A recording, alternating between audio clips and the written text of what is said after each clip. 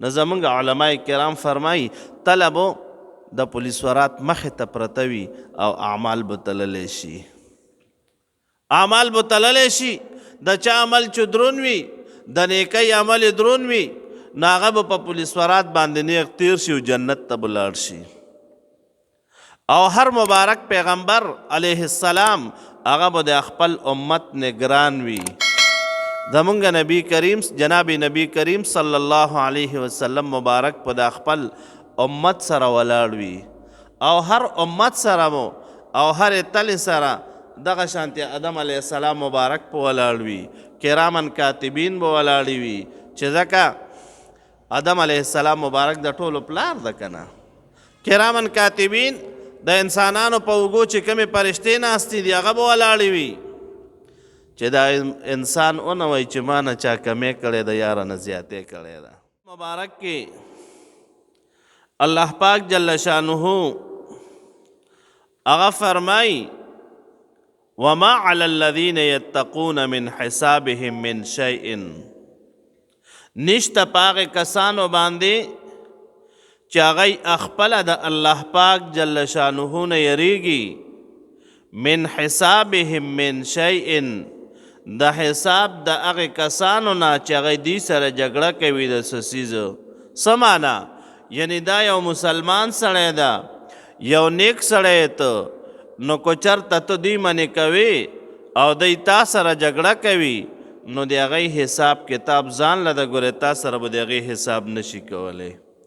هغوی سره به د خپل عمل حساب به هم هغوی سره کولی شي، تا سره د هغوی د هېڅ شی نه حساب نشته، هغوی سره به د خپل عمل حساب کولی شي د قیامت په ورځ باندې.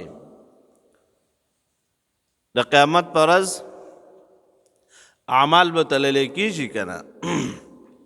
سیدنا امام بخاری رحمت الله علیه بخاری شریف کې اخیرنی باب چې ذکر کړی ده او اخیرنی حدیث مبارک ذکر کړی ده، باب وندع الموازین القسط لیوم القیامه وان اعمال بنی آدم وقولهم یوزن.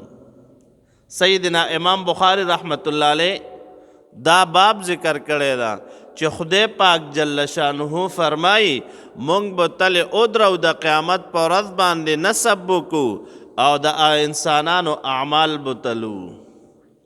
خدای کې اختلاف ته چې آیا عمل به تللی شي او که نه صاحب د عمل به تللی شي.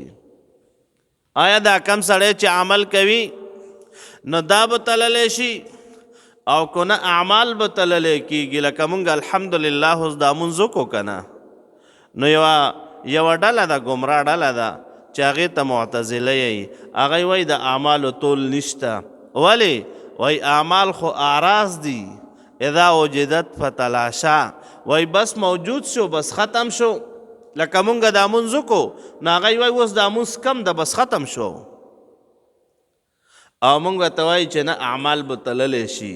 ځکه خدای پاک جل شانه بیان فرمایي وندع الموازین القسط لیوم القیامه فلا تظلم نفس شیئا وان کان مثقال حبة من خردل اتینا بها وکفا بنا حاسبین.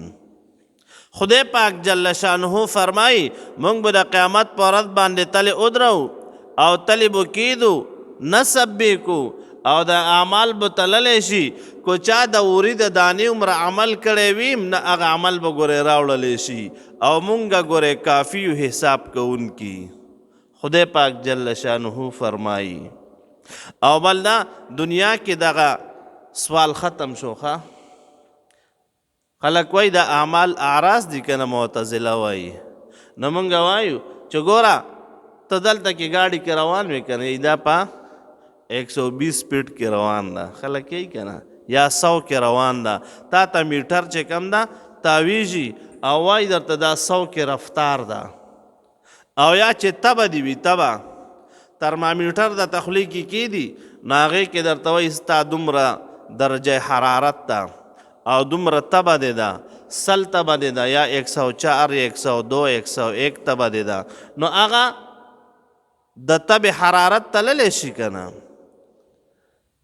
او اوس ګورئ هوا، تاسو کله کله ګورئ دومره تیزه هوا چې وچلیږي نو بیا وایي د دې دومره تیز رفتارو. نورونو دا خو انسانان تلی او ولله المثل الاعلی. خدای پاک جل شانه په هر څه باندې قدرت لري، نو په دې باندې هم قدرت لري چې زما او ستا عمل وتلي د قیامت په ورځ باندې. تلې به کم ځای پرتې وي. نو زمونږ علما کرام فرمایي تله به د پولیس ورات مخې ته پرته وي او اعمال به تللی شي. اعمال به تللی شي. د چا عمل چې درون وي، د نیکۍ عمل درون وي، نو هغه به په پولیس ورات باندې نیغ تیر شي او جنت ته به لاړ شي. او هر مبارک پیغمبر علیه السلام هغه به د خپل امت نگران وي. زمونږ نبی کریم جناب نبی کریم صلی الله علیه وسلم مبارک په د خپل امت سره ولاړ وي، او هر امت سره مو او هر تل سره دغه شانتي آدم علیه السلام مبارک په ولاړ وي. کرامن کاتبین به ولاړ وي چې ځکه آدم علیه السلام مبارک د ټولو پلار ده که نه. کرامن کاتبین د انسانانو په اوږو چې کومې فرشتې ناستې دي هغه به ولاړې وي چې دا انسان ونه وایي چې ما نه چا کمې کړې ده یا رانه زیاتې کړې ده. نو لهذا د دی اعمال به تللی شي او څوک وایي نه صاحب د عمل به تللی شي. چا چې عمل کړی وي دنیا کې نو هغه کس په راوستلی شي او تله کې به کېنولی شي، صاحب د عمل به تللی شي. خو لیکن رونو د اعمالو طول شته د قیامت په ورځ باندې.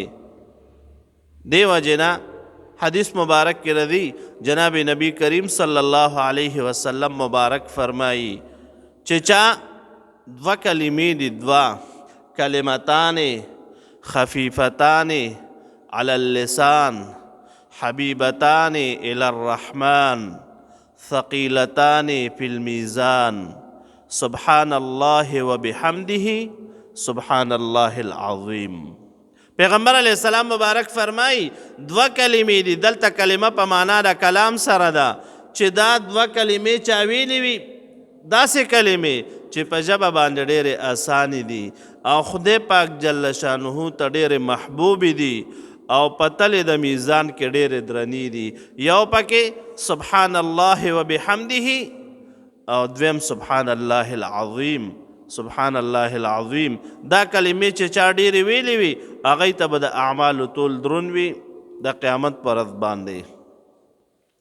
نو اعمال به تللی شي.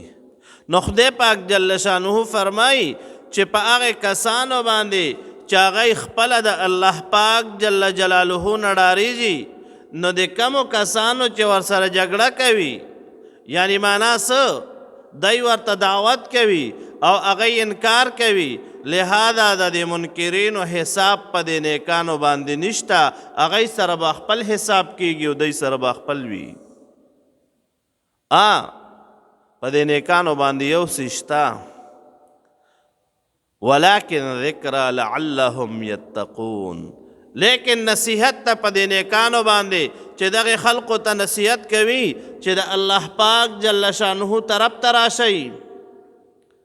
مونږ الحمدلله تبلیغ والا ګرځي که نه، بسترې اغستې وي او لارو کې ګرځي. رونو دا یو بهترین جماعت ته ګورئ نن په دنیا کې الحمدلله. هر څوک پکې چلی، بوډاګان، بیماران، ځوانان، تعلیمي یافته، غیر تعلیمي یافته، علماء کرام او غیر علماء کرام، چې څوک عالم وي او که غیر عالم وي، ټول پر تبلیغ جماعت کې لاړ شه. بس الحمدلله زیاده ده، تا ته ښودنه کوي او قسم ده ګوره زندګۍ کې د تبدیلي راځي، ښه انقلاب پکې راځي. څوک چې لاړ دي که نه نو زندګۍ کې انقلاب راغلی ده. نو ولکن ذکر لعلهم یتقون، لیکن نصیحت شته لعلهم یتقون د پاره د دې چې دی بچ شي د هغې اعمالو نه چې کم باندې الله پاک جل شانه خفه کیږي، دی د هغې اعمالو نه ځان وساتي. په مؤمنانو باندې، په متقیانو باندې، په نیکانو باندې د دغه نامنونکو خلکو حساب هیڅ ذمواري نشته، خو لیکن دا یو ذمواري په نیکانو ده چې دی به ورته نصیحت کوي چې وروره دا کار مه کوه، مونځ ته راشه، وروره جومات ته راشه، وروره دا عمل پرېږده، ناروا جواري پرېږده، قماربازي پرېږده، حرامکاري پرېږده، سود پرېږده، ناروا پرېږده، دا به امر کوي. ولکن ذکرہ لیکن نصیحت ته په دوی باندې لعلهم یتقون د پاره د دې چې دوی ګورې ځان وساتي. نو دوی په نصیحت سره کېدی شي خدای پاک جل شانه ورته هدایت وکړي او هغوی نیک طرف ته راشي. خدای پاک جل شانه دا بیان کړی ده.